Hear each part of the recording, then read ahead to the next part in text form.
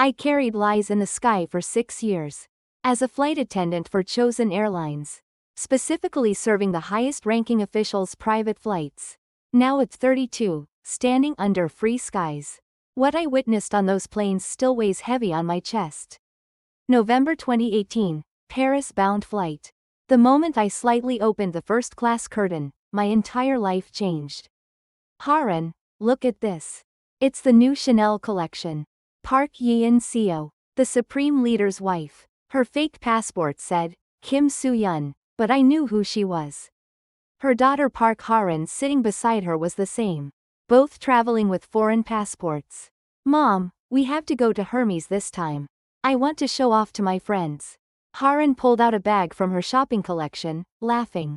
That single bag cost more than a year's worth of food for my entire hometown. My hands trembled. The cup on my tray rattled. Attendant, more champagne please. I bowed and poured. A Cartier watch sparkled on her wrist. My mother back home couldn't even get proper rations. When the plane flew over Paris, I hid in the bathroom and cried. 6 years of suppressed emotions exploded all at once. Becoming a chosen airlines flight attendant required going through hell. I entered the selection process at 20. It wasn't just an interview. Comrade Lee Seo-jin, are all 3 generations clean? Yes. Reporting. Appearance check passed. Next. Ideology verification room. For 3 months, daily investigations. Family background checks. Relatives' histories. Even my elementary school diaries. The verification was more thorough because we'd contact foreigners. My first flight was to Beijing. The moment the plane took off and I looked out the window, I was shocked. Bright lights, massive buildings, crowded roads. Nothing like what we'd been taught. Stay focused. That's all fake prosperity. Senior attendant Young Mi Ran whispered in my ear. But my eyes didn't lie. It was real. After that, I traveled abroad dozens of times. London, Paris, Zurich, Dubai. Each time, something inside me broke a little more. Places we learned were collapsing. Streets of imperialism were incredibly prosperous. The most painful part was not being able to say anything. There was always a surveillance agent on the plane. Agent Kong Chol-soo watched us. Comrades, everything you see abroad is state secrets. You cannot tell even your families. We nodded, but questions grew in my heart. Then that day came. May 2019, returning from Paris. Mom, I bought 16 bags this time. Gifts for friends. Haran boasted proudly. 16. The flight attendant next to me quietly sighed. 3 children in her hometown had starved to death last winter. Haran, don't worry. We'll exit through the private corridor at the airport. Park Yeon-seo stroked her daughter's hair. They didn't go through customs. A special vehicle came right onto the runway to collect them. I couldn't sleep that night. Looking out the window, I thought, what are my hometown friends eating now? Is my mother healthy? And why am I an accomplice to these lies? Seo-jin, are you okay? My roommate Mi Ran asked. Yes, I'm fine. But I wasn't. Not at all. The next flight was to Bangkok, Thailand. No officials' families, just a regular trade delegation. When we arrived at the Bangkok hotel, I made my decision. I'd been preparing for 3 years. A contact number from a Korean person I'd met abroad was sewn into my underwear. A Defector support center number. Kim Ji-in, Thailand support center. Contact me and I'll help. Bangkok hotel, 3rd night. We had free time. Surveillance was slightly looser. Mi Ran, I'm going for a walk. Where? Should I come? No, I want to be alone. I walked through the hotel corridor. My heart was about to explode. I took the elevator to the 1st floor. Crossing the lobby, I saw Agent Kong Chol-soo in the distance. He saw me. Our eyes met. Time seemed to stop. He slowly started walking toward me. I ran out the main entrance. Behind me, shouting, Lee Seo-jin, stop. I grabbed a taxi. With trembling hands, I pulled out a paper from my pocket.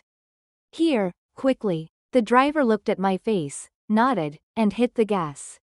He understood some Korean. Defector center? I nodded. Tears came. As the car started, I looked back.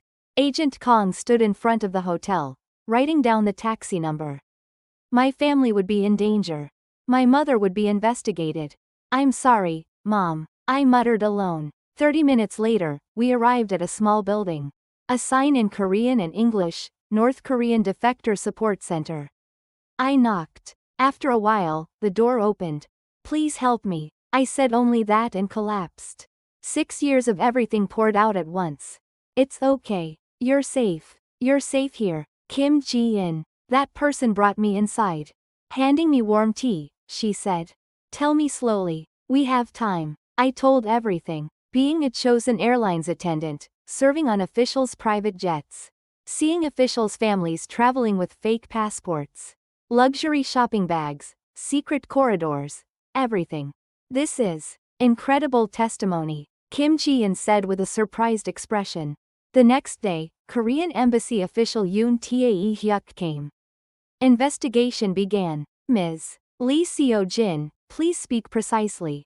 Who you saw, when, where, what they did. I told everything I remembered. Dates, flight numbers, fake passport names, destinations, shopping locations. All the records stored in my head for 6 years. This testimony will shock the international community. Yoon Tae-hyuk said seriously. 2 weeks later, I arrived in Korea.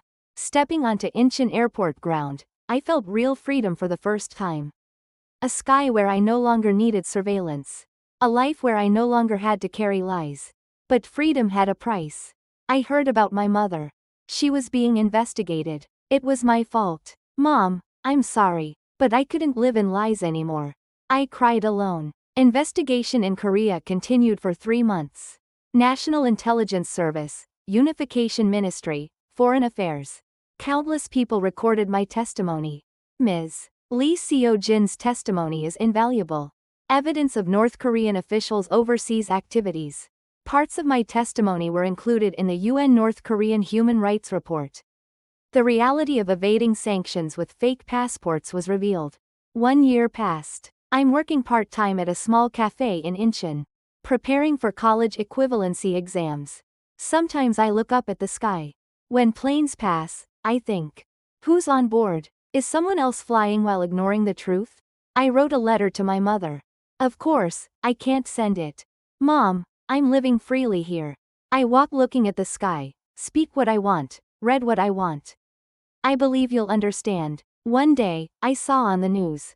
North Korean officials' overseas luxury shopping was becoming controversial in the international community. My testimony contributed. A cafe colleague asked, Seo-jin, what did you do in North Korea? Well, I worked on planes. I didn't say more. My past isn't my burden anymore. It's just testimony. At night, I still have nightmares. Agent Kong chasing me, my mother being investigated, returning to that plane. But when morning comes, I open the window. Free air comes in, and I think, I made the right choice. Speaking is more dangerous than silence. But living in truth is better than dying in lies. 2 years later now, I'm in university. Studying international relations. Someday I want to help people who escaped like me. Last week, a college student asked me, is North Korea really that different? I thought for a moment and answered, there, truth is the most expensive thing. More expensive than life. The student couldn't say anything. I no longer carry lies in the sky. Instead, I speak truth on the ground.